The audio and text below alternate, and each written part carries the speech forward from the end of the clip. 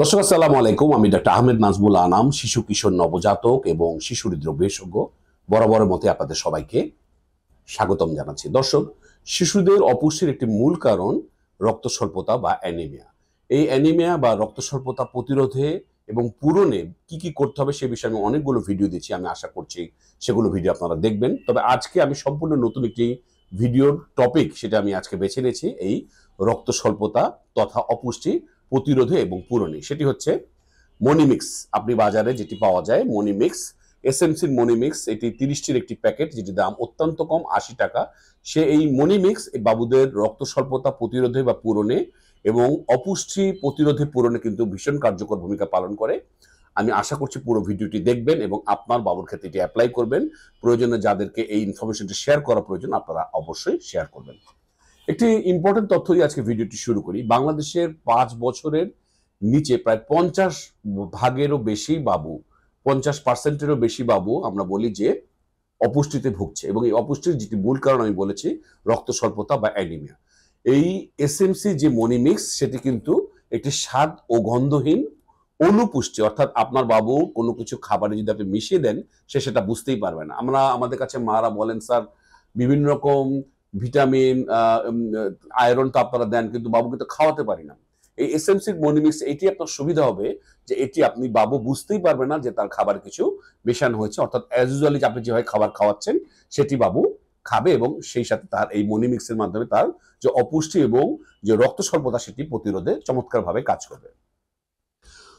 1 গ্রাম মনিমিক্সের ভিতরে কয়েকটি ইম্পর্টেন্ট জিনিস রয়েছে। তার মধ্যে একটি হচ্ছে ভিটামিন এ, যেটি রয়েছে 0.3 মিলিগ্রাম, ভিটামিন সি সেটি রয়েছে 30 মিলিগ্রাম, এর ভিতরে ফলিক অ্যাসিড আছে 0.16 মিলিগ্রাম, আয়রন যেটি নিয়ে আমি বারবার হাইলাইট করছি, আয়রন এখানে অনেক বেশি আছে, 12.5 মিলিগ্রাম আয়রন আছে, এবং জিঙ্ক আছে 5 মিলিগ্রাম। সুতরাং 5টি ইম্পর্টেন্ট যে ভিটামিনস, মিনারেলস বা ইনগ্রেডিয়েন্টস আপনারা বলেন সেটি রয়েছে এর ভিতরে। সুতরাং যেটি রক্ত স্বল্পতা তথা অপুষ্টি পূরণে কার্যকরী ভূমিকা পালন করবে। এখন যেটি খুবই ইম্পর্টেন্ট প্রশ্ন, এটি কত বয়সী বাবুদের দেওয়া যাবে? 6 মাসের নিচে তো আমরা সবসময় বলবো বুকের দুধ ছাড়া অন্য কিছু দেওয়ার সুযোগই নাই। সুতরাং এই মনিমিক্স আমরা দেব 6 মাস থেকে 23 মাসের বাবুদের। তবে ওয়ার্ল্ড হেলথ অর্গানাইজেশন কিন্তু জানিয়েছে এটি 6 মাস থেকে 59 মাসের বয়সী বাবুদের, অর্থাৎ 6 মাস থেকে প্রায় 5 বছরের নিচে যে সমস্ত বাবু রয়েছে তাদেরকে এটি দেওয়া যাবে। এখন এটি এটি যদি আমরা খুলি, আমরা যদি আনপ্যাকিং করি, তাহলে আমরা দেখতে পারবো এই ধরনের কিছু প্যাকেট বা এগুলো রয়েছে। তাহলে এরকম 30টি প্যাকেটের একটি একটি বক্স আছে, অর্থাৎ 1 মাসের আপনার বাবু পুরো ঘাটতি পূরণের জন্য দেওয়া আছে। তাহলে এটি দিতে হবে প্রতিদিন একটি করে প্যাকেট। সেটি কিভাবে দেবেন? এটি কিন্তু একেবারে তরল খাবার মানে লিকুইড খাবার সাথে দেওয়া যাবে না, আধা শক্ত বা নরম যেটাই বলুন আপনারা, বাবুর সুজির সাথে, বাবুর একদম জাউ ভাতের সাথে মিশিয়ে আপনি দিতে পারবেন। বাবু যেই বেলা একটু বেশি খায় সেই বেলাতে আপনি দেবেন, এবং প্রথম 2-3 লোকমার সাথে পুরো একটি প্যাকেট আপনি পুরো মিশিয়ে দেবেন। এবার আমি আবারও বলছি, এটা স্বাদ ও গন্ধহীন, বাবু বুঝতেই পারবে না। তাহলে পুরো খাবারে মেশাবেন না, বাবুর প্রথম 2-3 লোকমার ভিতরে মিশিয়ে এই খাবারটি মেশানোর আধা ঘন্টার ভিতরে আপনাকে খাওয়াতে হবে। সুতরাং এটা অত্যন্ত ইম্পর্টেন্ট ইনফরমেশন। এবং কতদিন খাওয়াতে হবে সেটি সবচেয়ে জরুরি ব্যাপার। আমরা বলবো প্রতিদিন একটি করে প্যাকেট আপনি টানা 2 মাস খাওয়াবেন, আবার 2 মাস গ্যাপ দেবেন, আবার টানা 2 মাস খাওয়াবেন। এইভাবে আপনি বেছে ছেড়ে ছেড়ে বা আপনি টানাও 59 মাস বয়সী বা বয়স বাবুদের খাওয়াতে পারেন। তাহলে আমি আবারও বলছি, প্রতিদিন একটি করে প্যাকেট বাবুর প্রথম 2 থেকে 3 লোকমা যে কোনো এক বেলা খাবারের সাথে মিশিয়ে খাওয়াবেন, মেশানোর আধা ঘন্টার ভিতরে খাওয়াবেন, প্রতিদিন একটি করে প্যাকেট খাওয়াবেন এবং টানা 60 দিন অর্থাৎ 60টি খাবেন। তার মানে এরকম 2টি বক্স আপনাকে কিনতে হবে। এরপর 2 মাস আবার গ্যাপ দেবেন, তারপর আপনি আবার 2 মাস খাওয়াবেন। তাহলে এইভাবেই আপনি বাবুকে খাওয়াতে থাকবেন এবং আপনি এটা 23 মাস বয়সী বাবুদের তো খাওয়াতে পারবেন ওই পর্যন্ত। প্রকারান্তে আপনি 59 মাস বয়স পর্যন্ত খাওয়াতে পারেন যদি আপনার বাবুর আপনি দেখেন অপুষ্টি বা রক্ত স্বল্পতা রয়েছে। তাহলে কাদের খাওয়াবেন সেটা তো ইম্পর্টেন্ট হলো, কিন্তু তাহলে কাদের খাওয়াবেন না সেটা জানা খুব জরুরি। তাহলে যে সমস্ত বাবুদের আয়রন দিলে সমস্যা হয়, যেমন কিছু রোগ আছে, থ্যালাসেমিয়া, সিকেল সেল অ্যানিমিয়া, অথবা এইচআইভি এইডস রোগে আক্রান্ত কোনো বাবু, অথবা আমাদের হাসপাতালে যখন ভর্তি থাকে সিভিয়ার অ্যাকুট ম্যালনিউট্রিশন, হচ্ছে মারাত্মক অপুষ্টি যে বাবুদের থাকে, তাদের অপুষ্টি পূরণ না হওয়া পর্যন্ত এটি দেওয়া যাবে না।